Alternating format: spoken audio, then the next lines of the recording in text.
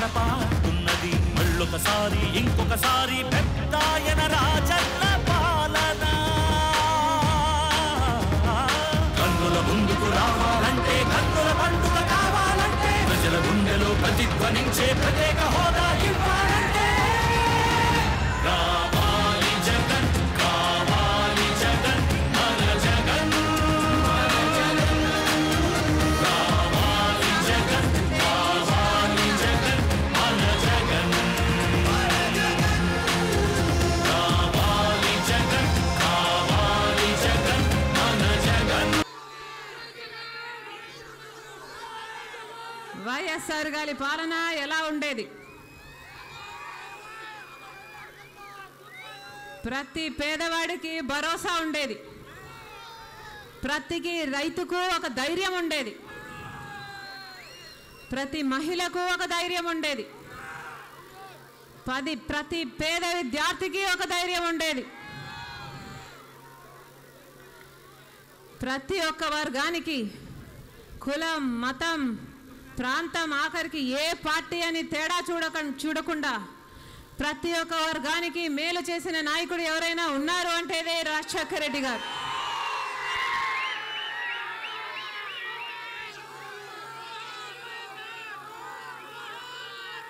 మంచి మనసున్న నాయకుడు రాజశేఖర రెడ్డి గారు.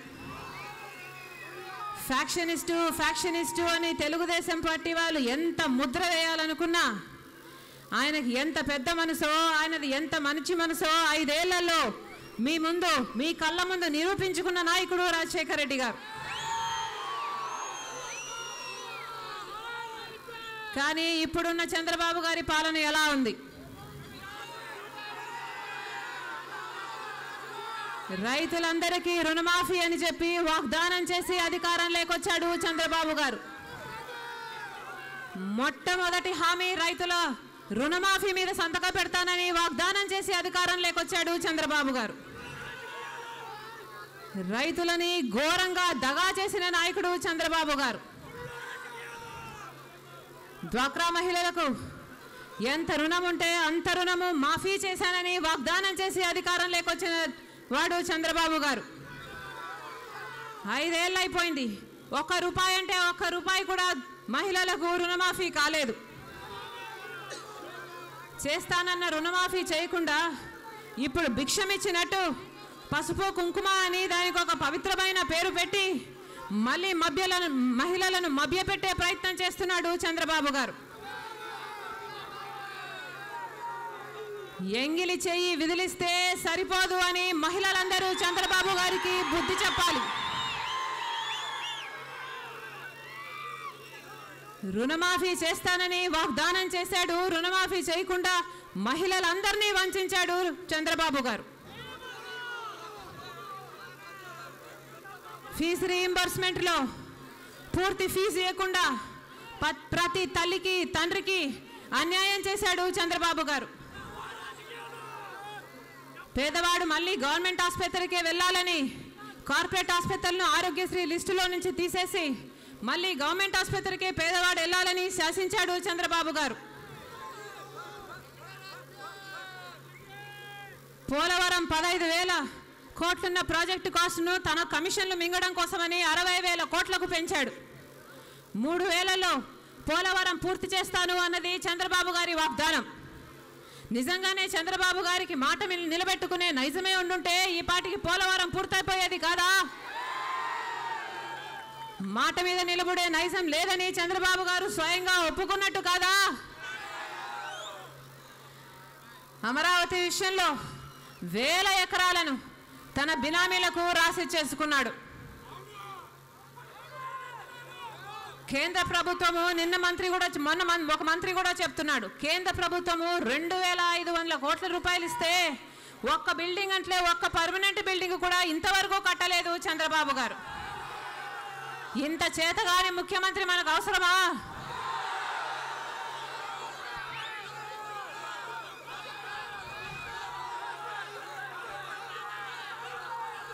అమ్మకు అన్నం పెట్టడు గాని పిన్నమ్మకు బంగారు గాజులు చేయిస్తానన్నాడట ఒకడు.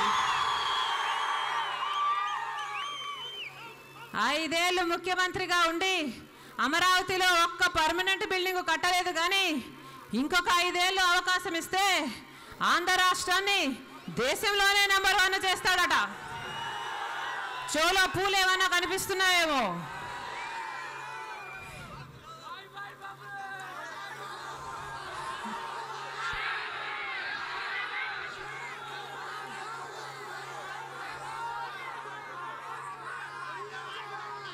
బాబు వస్తే జాబ్ వస్తుందన్నాడు.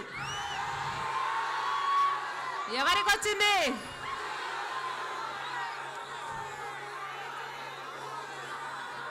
చంద్రబాబు గారి కొడుకు లోకేష్కి వచ్చింది.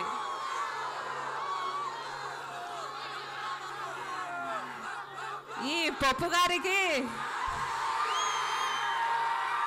కనీసం జయంతికి వర్ధంతికి కూడా తేడా తెలియదు. 1 కాదు 2 కాదు ఏకంగా 3 శాఖలకు మంత్రి కూర్చున్నాడు ఈ పప్పుగాడు.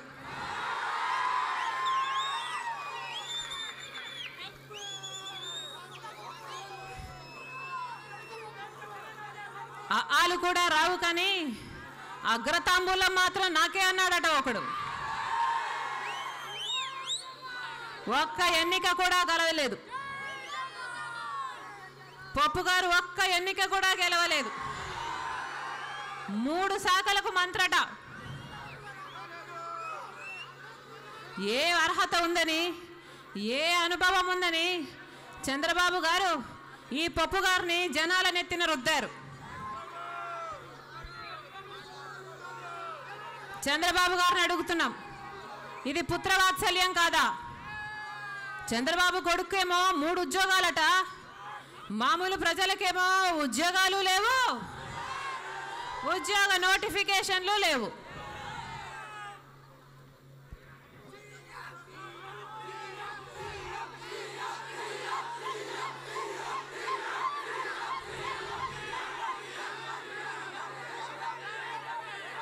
బాబు మోడీ జోడీ కలిసి మన రాష్ట్రానికి రావాల్సిన ప్రత్యేక హోదాను, మన హక్కైన ప్రత్యేక హోదాను, న్యాయబద్ధంగా చట్టబద్ధంగా మన రాష్ట్రానికి రావాల్సిన ప్రత్యేక హోదాను ఎగ్గొట్టేశారు. దానికి కారణం చంద్రబాబు గారు. బీజేపీ పార్టీతో పొత్తు పెట్టుకున్నవాడు చంద్రబాబు గారు. 4 ఏళ్ళు బీజేపీతో కాపురం చేశాడు. బీజేపీ పార్టీ మనకి ఇంత ద్రోహం చేసే సాహసం చేసింది అంటే దానికి కారణం చంద్రబాబు గారు వాళ్ళను ప్రశ్నించడు అని వాళ్ళకున్న నమ్మకం. ఈ 4-5 ఏళ్లలో హోదాను నీరుగార్చే ప్రతి ప్రయత్నము చేశాడు చంద్రబాబు గారు.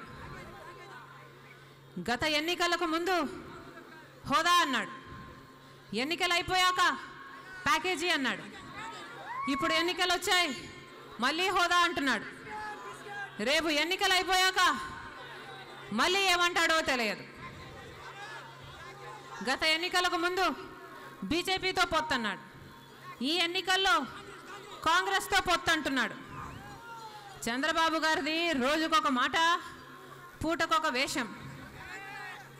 ఈయన మార్చే రంగులు చూస్తే ఊసరవల్లి కూడా సిగ్గుతో పారిపోవాలి.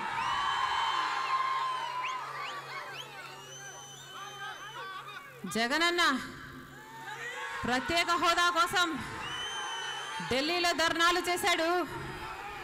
ఆంధ్ర రాష్ట్రంలో రోజుల తడబడి నిరాహార దీక్షలు చేశాడు. ప్రతి జిల్లాలో యువబేరి పెట్టి యువతలను జాగృతం చేశాడు. ఆఖరికి వైఎస్ఆర్సీపీ ఎంపీలు కేంద్ర ప్రభుత్వానికి వ్యతిరేకంగా అవిశ్వాస తీర్మానం కూడా పెట్టి ఎంతమంది వైఎస్ఆర్సీపీ ఎంపీలు ఉంటే అంతమంది నిరసనగా రాజీనామాలు కూడా చేశారు. జగనన్న ఇంతగా ఊరూరు తిరిగి ప్రత్యేక హోదా కోసం పోరాడుండకపోతే ఈరోజు చంద్రబాబు గారి నోట ప్రత్యేక హోదా కావాలి అన్న మాట వచ్చుండేదా? హోదా వద్దు ప్యాకేజీ ముద్దు అన్న చంద్రబాబు గారిని యూటర్న్ తీసుకునేలా చేసింది జగన్మోహన్ రెడ్డి గారు కాదా? చేతనైతే చంద్రబాబు గారు నిజం చెప్పాలి, కానీ ఆయనకు చేత కాదు. ఎందుకంటే నాన్న ఒక మాట అనేవాడు, చంద్రబాబు గారి నెత్తి మీద ఒక శాపం ఉందట. ఏ రోజైతే చంద్రబాబు గారు ఒక్క నిజం చెప్తారో ఆ రోజు చంద్రబాబు గారి తల 1000 ముక్కలైపోతుందట. అందుకనే చంద్రబాబు గారు ఎప్పుడు నిజం చెప్పరు.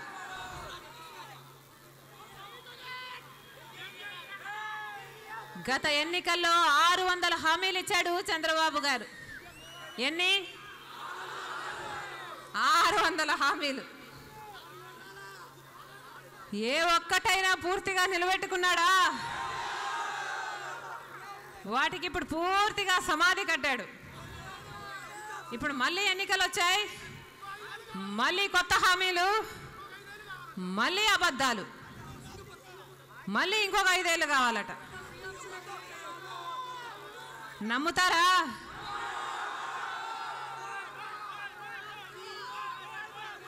ప్రజల కోసం కాదు, పదవి కోసం మాత్రమే పథకాలు వేస్తాడు చంద్రబాబు గారు. ఇది ప్రజలు ఎప్పుడూ మర్చిపోకూడదు. నిన్ను నమ్మం బాబు అని తెలుగుదేశం పార్టీ, పచ్చ పార్టీ వాళ్ళకి ముఖం మీద తేల్చి చెప్పండి.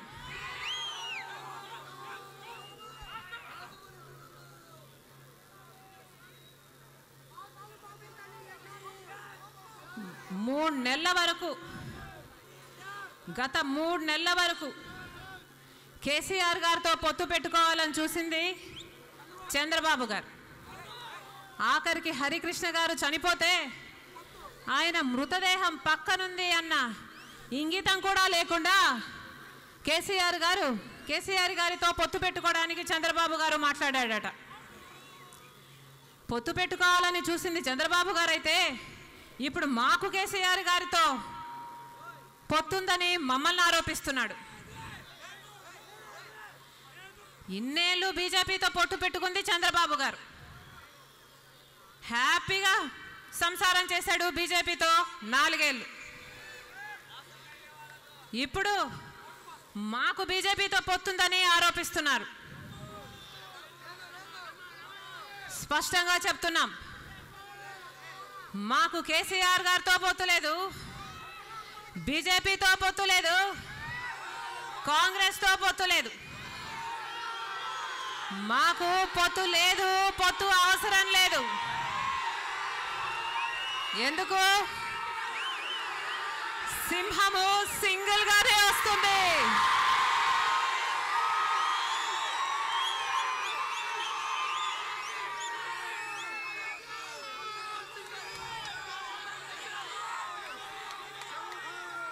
జగన్మోహన్ రెడ్డి గారికి ఏ పొత్తు లేకుండానే వైఎస్ఆర్ కాంగ్రెస్ పార్టీ బంపర్ మెజారిటీతో గెలుస్తుంది అని దేశంలో ప్రతి సర్వే చెప్తుంది.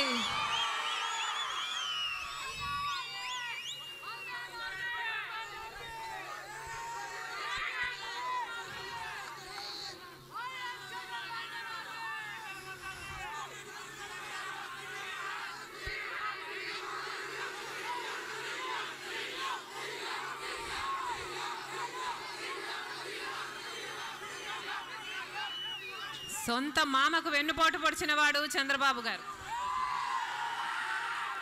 ఈ 5 ఏళ్లలో ప్రజలకు ఎన్నిసార్లు ఎంతమందికి వెన్నుపోటు పొడిచారో మనం అందరము చూసాం.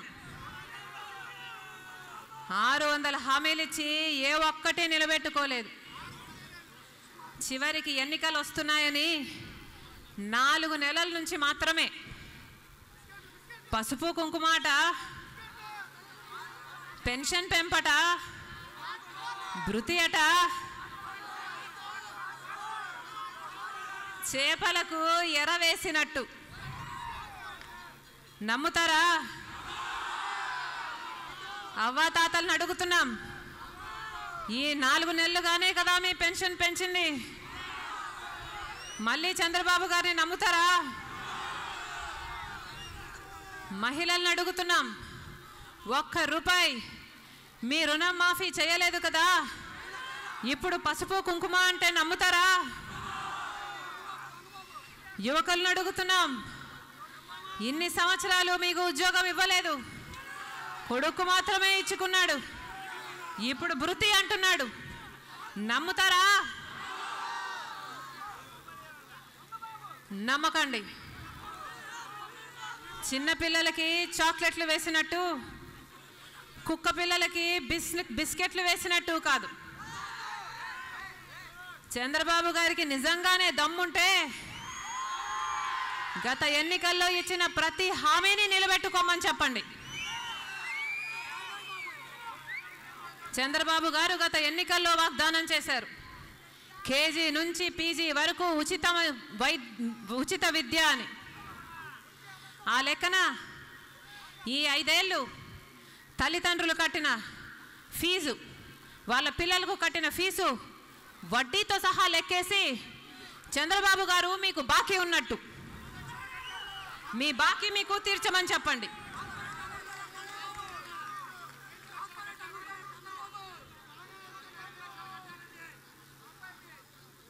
ఆడపిల్ల పుడితే 25,000 రూపాయలు ఇస్తానన్నాడు. కనుక ఈ 5 ఏళ్లలో ఆడపిల్లలను కన్న ప్రతి తల్లిదండ్రులు చంద్రబాబు గారిని అడగండి. చంద్రబాబు గారు మీకు 25,000 బాకీ పడ్డారు, మీ బాకీ తీర్చమని అడగండి, అది మీ హక్కు. కాలేజ్ విద్యార్థులకందరికీ ఐప్యాడ్ ఇస్తానని అన్నాడు. ఎన్నికల్లోపు మీలో ప్రతి ఒక్కరికి ఐప్యాడ్ ఇమ్మని అడగండి. మహిళలందరికీ స్మార్ట్ ఫోన్ ఇస్తానన్నాడు. మహిళలందరూ ఆ స్మార్ట్ ఫోను చంద్రబాబు గారు మీకు బాకీ, ఎన్నికల్లోపు ఇచ్చేయమని చెప్పండి. ఇంటికి ఒక ఉద్యోగం ఇస్తానన్నాడు. ఇవ్వకపోతే 2,000 రూపాయలు ప్రతి ఇంటికి ఇస్తానన్నాడు. ఆ లెక్కన ప్రతి ఇంటికి నెలకు 2,000 అంటే 5 ఏళ్లకు 1,20,000 రూపాయలు ప్రతి ఇంటికి చంద్రబాబు గారు బాకీ పడ్డారు. చంద్రబాబు గారు ప్రతి ఇంటికి ఆ 1,20,000 బాకీ తీర్చమని చెప్పండి, అది మీ హక్కు. వసూలు చేయండి. ప్రతి పేదవాడికి 3 సెంట్ల భూమి ఇస్తానన్నాడు. పక్కా ఇల్లు కట్టిస్తానన్నాడు. అమరావతిలో, విశాఖపట్నంలో ఇలా పలు చోట్ల 1000 ఎకరాలను స్వాహా చేశాడు. ఆ భూమి అంతా నిజానికి మీదే. మీ భూమి మీకు రాసిచ్చేయమని అడగండి. రైతులు, డ్వాక్రా మహిళలు, చేనేతలు, మరమగ్గాలు ఉన్నవాళ్ళు చంద్రబాబు గారు మీకు మొత్తం టోటల్గా రుణమాఫీ చేస్తానని చెప్పాడు. మీకు ఎంత రుణం ఉంటే అంత రుణము చంద్రబాబు గారు మీకు బాకీ పడ్డట్టు. మీ బాకీ మీకు తీర్చమని చెప్పండి, మీ హక్కుగా అడగండి. ఇప్పుడు ఎన్నికలు వచ్చాయని చంద్రబాబు గారు మీ ఓటుని డబ్బుతో కొనాలని చూస్తున్నాడు. మీకు డబ్బిస్తే తీసుకోండి. కానీ చంద్రబాబు గారు ఎంత డబ్బిచ్చినా మీ బాకీ మాత్రం తీరదు, గుర్తుపెట్టుకోండి. మీకు ఎంత డబ్బిచ్చినా చంద్రబాబు గారు మీకు అంతకంటే ఎక్కువే బాకీ ఉన్నాడు. ఇచ్చిన ప్రతి హామీని వసూలు చేయండి. మీరు మీ హక్కుగా అడిగి ఇప్పించుకోండి. 5 ఏళ్ళు మీకు దగా చేశాడు. ఇప్పుడేమో మీ భవిష్యత్తు నా బాధ్యత అని చెప్పుకుంటూ తిరుగుతున్నాడు దొంగబాబు. ఈ గత 5 ఏళ్ళు మీ భవిష్యత్తు ఆయన బాధ్యత కాదా? ఆయన కొడుకుకొక్కడికే ఆయన బాధ్యత. ఈ 5 ఏళ్ళు గాడిదలు కాశాడా?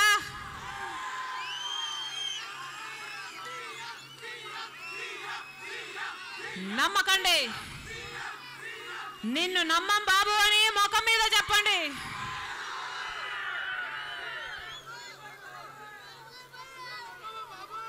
ఈ 9 ఏళ్ళు విలువలతో కూడిన రాజకీయాలు చేసిన నాయకుడు ఎవరైనా ఉన్నారు అంటే అది ఒక్క జగన్మోహన్ రెడ్డి గారు మాత్రమే. చంద్రబాబు గారిలాగా నిలబెట్టుకోవాలని వాగ్దానాలు ఇవ్వలేదు. చంద్రబాబు గారిలాగా అవతల పార్టీలో గెలిచిన వాళ్ళని తన పార్టీలో చేర్చుకొని రాజకీయ వ్యభిచారం చేయలేదు. ఈ 9 ఏళ్ళు ప్రజలకు వచ్చిన ప్రతి కష్టంలోనూ ప్రజల తరఫున నిలబడి పోరాటం చేశాడు జగన్మోహన్ రెడ్డి గారు. 3600 కిలోమీటర్లు పాదయాత్ర చేశాడు. కోట్ల మంది ప్రజలను కలుసుకున్నాడు.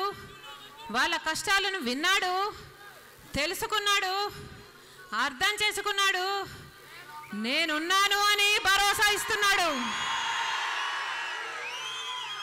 ఒక్క అవకాశం ఇవ్వకూడదా? రాజన్న బిడ్డకు ఒక్క అవకాశం ఇవ్వకూడదా? రాజన్న బిడ్డకు ఒక్క అవకాశం ఇవ్వకూడదా? రాబోయే రాజన్న రాజ్యంలో ప్రతి రైతుకి మే నెలలోనే 12,500 రూపాయలు ప్రతి రైతు చేతిలో పెడతారు.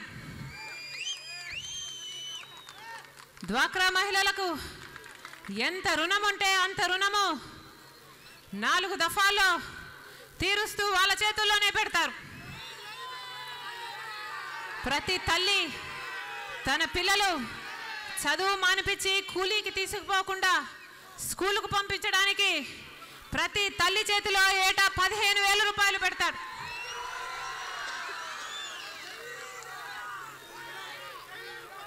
మైనారిటీ స్త్రీలకు మైనారిటీ మహిళలకు ఎస్సీ ఎస్టీ బీసీ మహిళలకు 40 ఏళ్ళు పైన ఉన్న మహిళలకు 75,000 ఆర్థిక సహాయం చేస్తారు. పెన్షన్ వయసును 65 నుంచి 60కే దించి 2,000 దగ్గర నుంచి 3,000కు క్రమంగా పెంచుకుంటూ పోతారు. విద్యార్థులకు ఎంత ఫీజు అయితే అంత ఫీజు, ఎన్ని లక్షలన్నా కానివ్వండి, ఏ కోర్స్ అయినా కానివ్వండి, డాక్టర్ అయినా, ఇంజనీర్ అయినా, ఎంబీఏ అయినా, ఎంసీఏ అయినా, మీరు ఏం చదివినా పూర్తిగా ఉచితంగానే చదివిస్తారు. ఆరోగ్యశ్రీలో మీరు ఏ ఆసుపత్రికైనా వెళ్ళండి, ఏ ఊర్లో అయినా వెళ్ళండి, పూర్తిగా ప్రభుత్వమే భరిస్తుంది. మళ్ళీ రాజన్న రాజ్యం రావాలంటే జగనన్న ముఖ్యమంత్రి కావాలి. మళ్ళీ చెప్పింది చేసేవాడు కావాలంటే జగనన్న రావాలి. చెప్పిందే కాదు చెప్పనిది కూడా చేసేవాడు కావాలంటే జగనన్న రావాలి. మాట తప్పని వాడు, మడమ తిప్పని వాడు కావాలంటే జగనన్న రావాలి. ఈ వెన్నుపోటు బాబు పోవాలంటే జగనన్న రావాలి. అవినీతి పోవాలంటే జగనన్న రావాలి. కొడుకు మాత్రమే జాబ్ ఇచ్చిన వాడు పోవాలంటే జగనన్న రావాలి. మన రాష్ట్రం మళ్ళీ కలకలలాడాలంటే జగనన్న రావాలి. ఫ్యాన్ గుర్తుకే మన ఓటు, ఫ్యాన్ గుర్తుకే మన ఓటు. వైఎస్ఆర్సీపీ ఎమ్మెల్యే అభ్యర్థి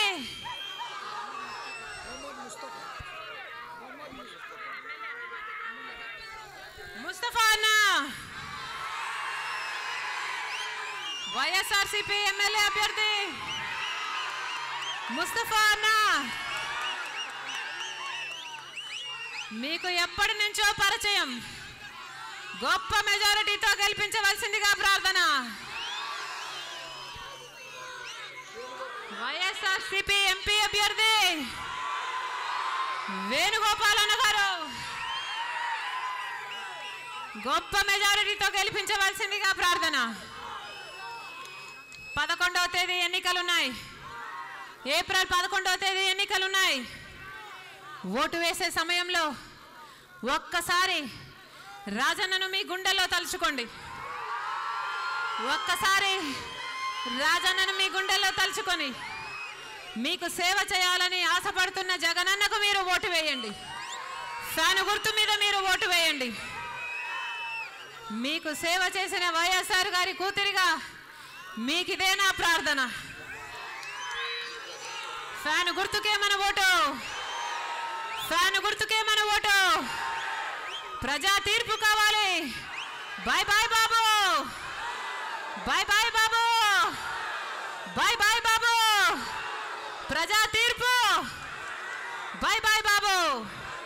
ప్రజా తీర్పు, ప్రజా తీర్పు, ప్రజా తీర్పు, ప్రజా తీర్పు. By by Babu. ఫ్యాన్ గుర్తుకే మన ఓటు. ఫ్యాన్ గుర్తుకే మన ఓటు. ఫ్యాన్ గుర్తుకే మన ఓటు.